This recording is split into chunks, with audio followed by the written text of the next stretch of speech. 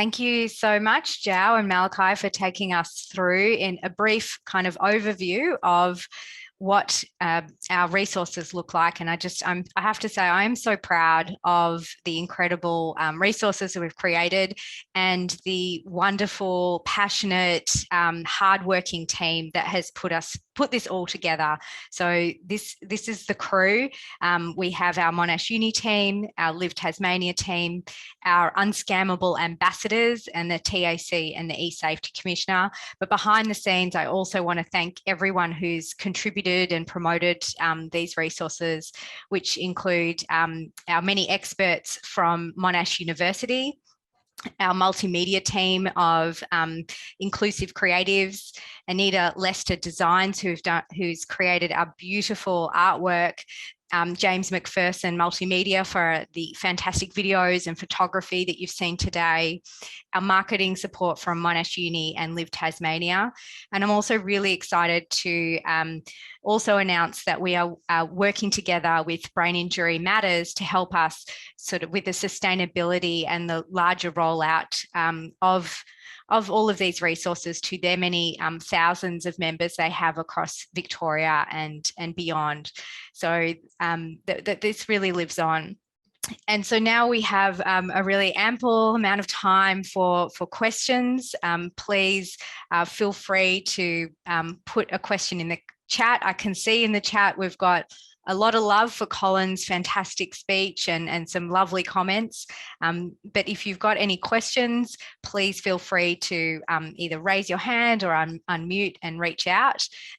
If you have more nitty-gritty questions about how to log on and how to work through the information, we'll have the whole hour from sort of 2 till 3 coming up where you can jump in and we'll take you on a more detailed demo and we can problem solve as best we can, given we're online and we really, plan to do this all in person, but we'll give it our best shot to help you navigate getting yourself started on the training. So some lovely comments from Kate De Cruz, thank you, and Nadine Holgate saying thank you for our much needed resource for our Unscammable ambassadors. Thank you. Anna's also popped in the chat our email address if you want to take your questions offline. That is cyberability@monash.edu. We're also on Twitter in cyberability, #cyberability.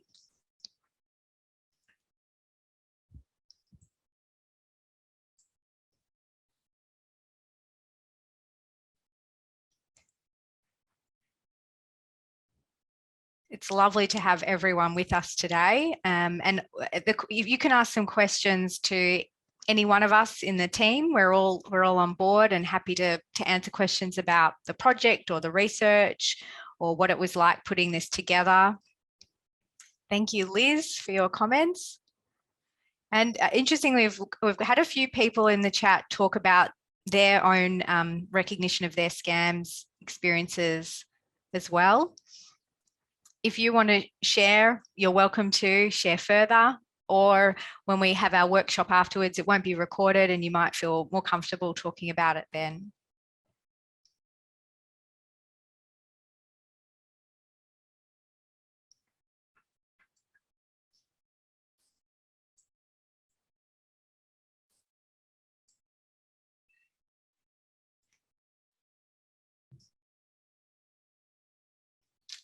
Thank you, Belinda and Amelia, for your congratulations of our and lovely comments about our project.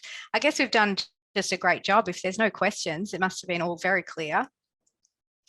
And we're really excited that we can launch this today like a boat in the ocean.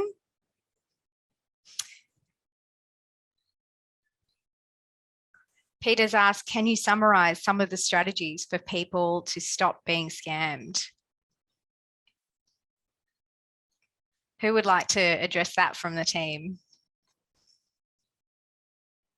Can I just quickly jump in and say it's all about the red flags? Hi, Brent. Yes, please share what it is about red flags. It's all about red flags, and then the potential, what's the word? The potential bad, I don't really know the right words. But it's all about recognizing the red flags in your story and then going with the red flags against, obviously. The red flags are warnings for what can happen. You can probably explain it better to Kate. No, I think you've done a brilliant job, Brent. That's All spot over on. that, Kate.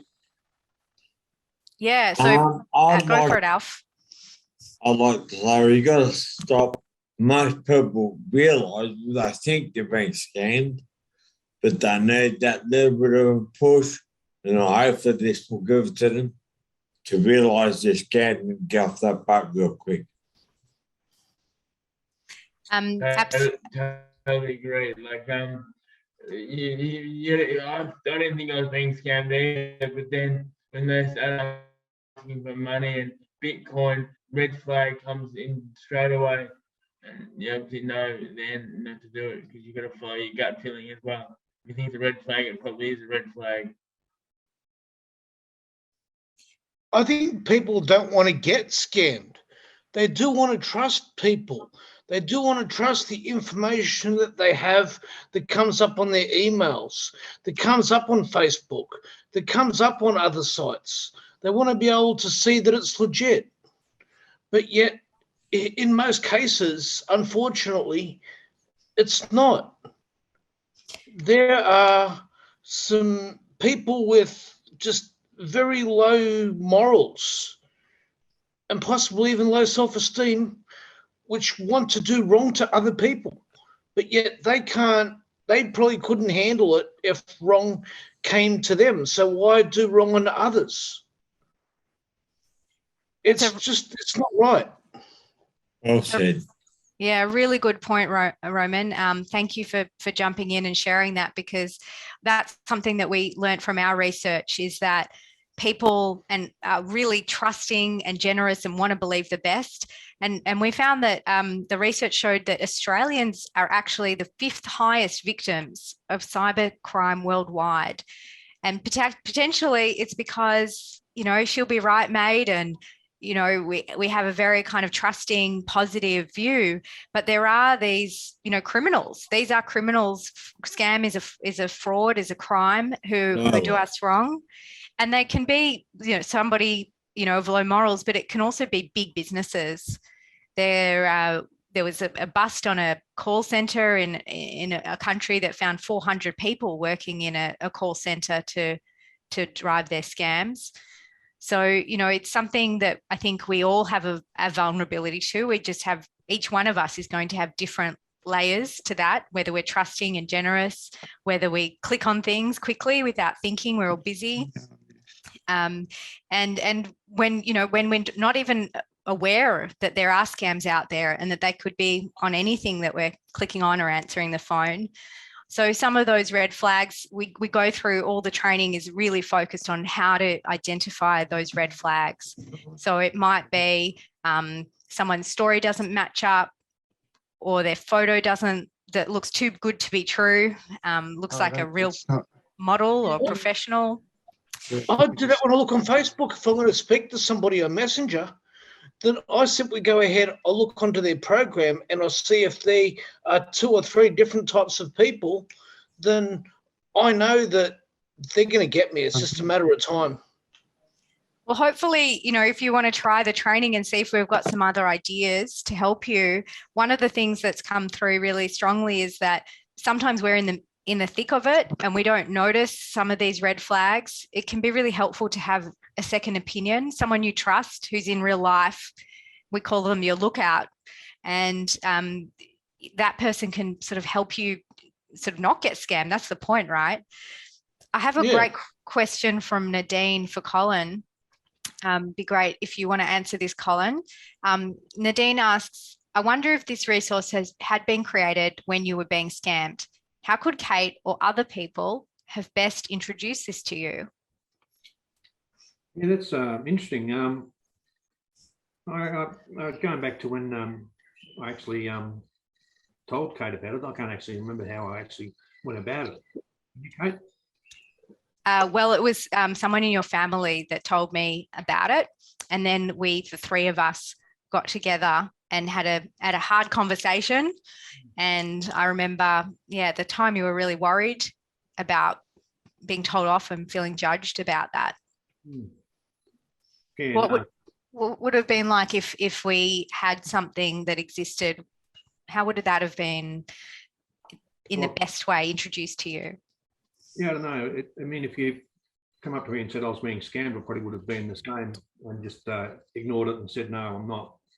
Just got on with life. And so I'm not quite sure. I think, Colin, the way I imagine it would have worked is like we did all the rest of the resources. I just owned it and I said, I don't know enough about this.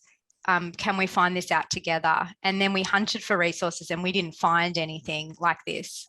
We didn't find anything that helped explain it or was a place for support. So it would have been really brilliant. And, it's taken us 5 years of hard work to get here, but I'm hoping this can help other people.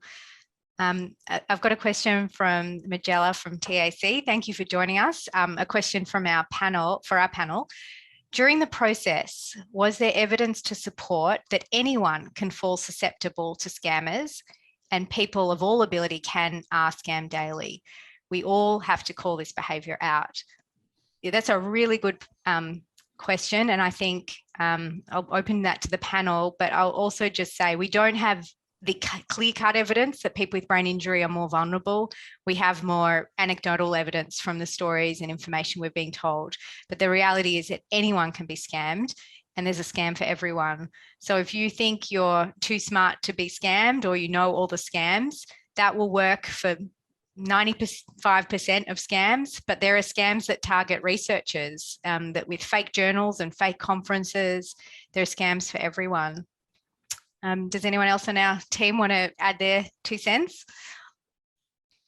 Yeah, people with brains seem to be a lot better at getting scammed, but they're more open about it, I think, about explaining they're being scammed. Because a lot of high-profile people might admit they're being scammed because they don't want to be put in that class. So. Yeah, it's a really good point. And I think one of the findings that's come through in all the research and discussions we've had is that embarrassment and shame is is something that everyone experiences. You feel conned, you feel stupid for being scammed. And I think as you make a good point, like we've got to get this out in the open. Like it's not that you're stupid. There's nothing to be ashamed of. It's that there are criminals that are just getting better and better at their job. So for example, if last year $850 million was reported to being lost to scammers by Australians, it's actually, a multi-billion-dollar worldwide problem. And that money is going to professional scam organizations that just spend all their time thinking up the best ways to scam us. So it's something we all as a community need to do, is to know that this is happening so we can best defend ourselves against this attack of criminal activity. And it's I had a good one just the other day that I was hit by, actually. I'm glad I found it out in time, didn't send through other details, but a decent friend of mine from quite a while ago, he started talking to me and then he started saying I was on a list and he saw that I'd actually won the state lottery, but they didn't have my details. And so he was then asking, that then said I just need to send through my bank details, this sort of a thing and all that. Turns out his Facebook had been hacked, of course. And so if I did send through my details, I was just going to suffer identity theft or something like that. And so, I'm seeing this guy is, quite a good friend from back in the past. But no, it wasn't him. And so, yeah, you do need to be very careful and just make sure that what people are asking you makes sense. Yeah, that's a really good example, Lockie. Thank you for sharing. And it begs, that happened to my grandfather. He got very excited for winning the lottery when he was alive, and my grandmother said, "But you didn't enter the lottery. How do you win it?" So just they prey on our emotions and the excitement that you would feel for thinking that you'd won the lottery, and that's why it's so good to you know, sometimes we're going to pick it up, and other times you need somebody else to just sort of say, hang on a minute, just, you know, your emotions are being manipulated here. But this doesn't make sense. It doesn't add up. So you're spot on for being able to pick that it was hacked. I'm wondering, how did you realize that it was your friend's Facebook that had been hacked and not really him? Well, look, I was quite desperate to get my hands on that money, I can tell you that much, but but it just didn't seem legitimate. I had never heard of the state lottery, and so I did a Google of that, and I've actually got what I assume is a fake website set up, making it all seem legitimate. But just look at, before my brain injury, I was working as an accountant in the city and that, and so I'm fairly knowledgeable on all the sort of fraud things that go on in the world. And yeah, just too many red flags were flying, and I just went, no, this can't be legitimate. And yeah, I'm glad I held off, because yeah. Absolutely. Yeah, absolutely. So lucky that, you know, you picked up on that and did the right things. And it's amazing even for everyone to hear that the scammers can create a fake website to make it look real. And you can do that these days. You can steal images from Google. You can steal Facebook profiles. You can hack into your friends. They've just got, it would be impossible for us to tell you every single way that they could do it, because every day they're coming up with new ways. So I think the important thing is knowing that scams are there. You don't have to do what's asked. You can stop and slow down, have a think about it, look for red flags, and ask someone you trust before you click on things, before you give information or money or bank transfers.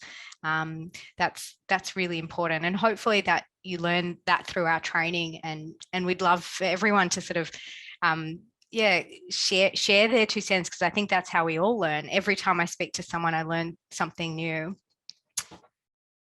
I have a comment from Casey Lynch to everyone. Well done to the team. This is an invaluable and much needed resource. I'm wondering if you foresee this being an intervention tool that can be easily implemented within a public community rehabilitation setting, and perhaps at what point you may raise this issue with a client. 2 really great questions. And we have, as well as Jao Carminati working on her PhD project to develop the screening measure into a validated tool, we will also be having, as of next year, another PhD project, which is unfortunately held off because of COVID and travel restrictions, and that will be to develop a sort of evidence-based intervention. So we'll have kind of both things on the go. There'll be this online training that people can access anytime, and there'll also be a sort of more recovery and emotional kind of focused intervention to help with people who are feeling shame or an embarrassment or feeling like an idiot, to help with building up their confidence so that people can stay online and do that safely. We don't want people to be so worried about scams that they don't answer the phone or don't go online. We want people to continue to do that, but know how to manage those risks and get help. At what point might you raise this issue with a client? For me personally, clinically, I bring it up in conversation when it's relevant, when people start talking about, you know, meeting new people or being online. But it can also be something that happens as part of your assessment of what their activities are and their internet. And just, I think, really important to raise it early as a topic that can be discussed and without judgment, and that you're there to help. And if something happens, you know, you can help them with that rather than they'll be in trouble. And so for my clients, a lot of them now are, you know, showing me scams. Hey, Kate, look at this scam I found. And I think that's been really great to open that conversation. Kate De Cruz asks, where can people access the resources? Is there a link to be shared or a link to the training? So I should change my screen. I'm sorry I didn't do that. We've got the question slide, but this is the website as well, cyberability.org.au. That will, if you click on that page, at the moment, the page has information about this launch and the workshops coming up. And it also has a link to the training. Anna has also popped that into the chat. So I will close off this session now. I can see there's a whole bunch more comments, which is fantastic to keep that conversation going. and we'll still be around for the next session if you want to stay and learn more about how to log in, or if you've got someone that needs some extra help, we'll take you through a tour of that. And we also have Alf, who's sharing his story as well. So we're going to have a 5-minute break before we go into that next session. But thank you everyone for being part of this very exciting launch of these materials. And thank you for the great discussion and sharing of your experiences and ideas and stories as well. So thank you everyone. Time for a break now, and we look forward to having you back at Workshop 1.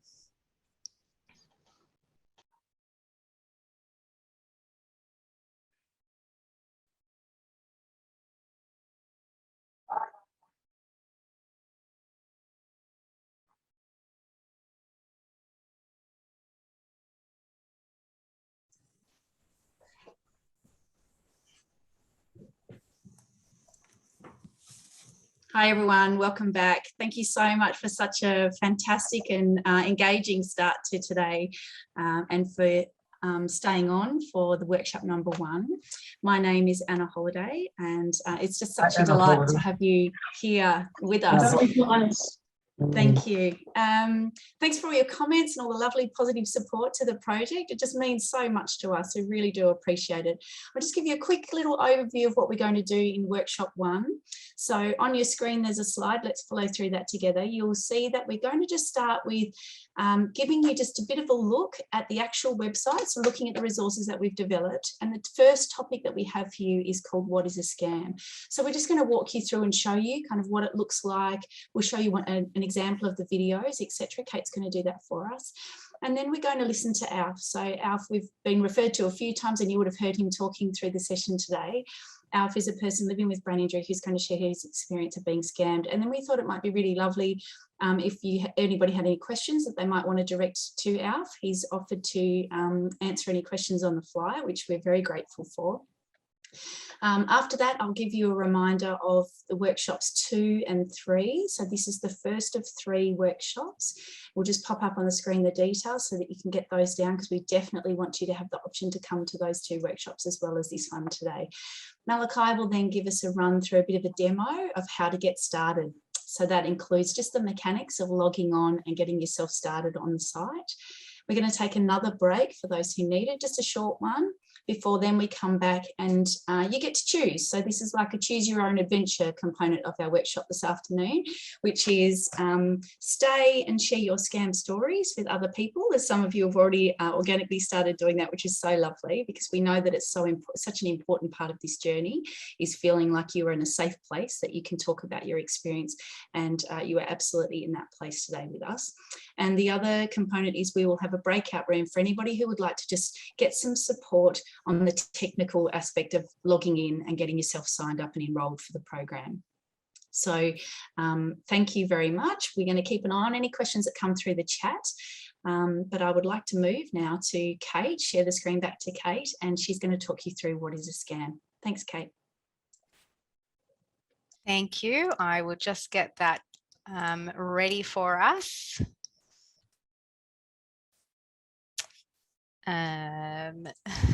Just bear with me. My screen has disappeared. We'll just do that. Okay, so hopefully everyone can now see the screen of what the website looks like once you're logged in. And this is the first topic, which is what is a scam? And it just needs to reload a bit, I think, because I've already completed it. But this is what it looks like inside the Moodle, where you have, as Malachi talked about, the navigation buttons to go to the menu or to the next topic or to go back. Of course, on the day we need it to work, it's hanging here. So we might have to come back to that when that's ready. And instead, I'll just share back to the slides.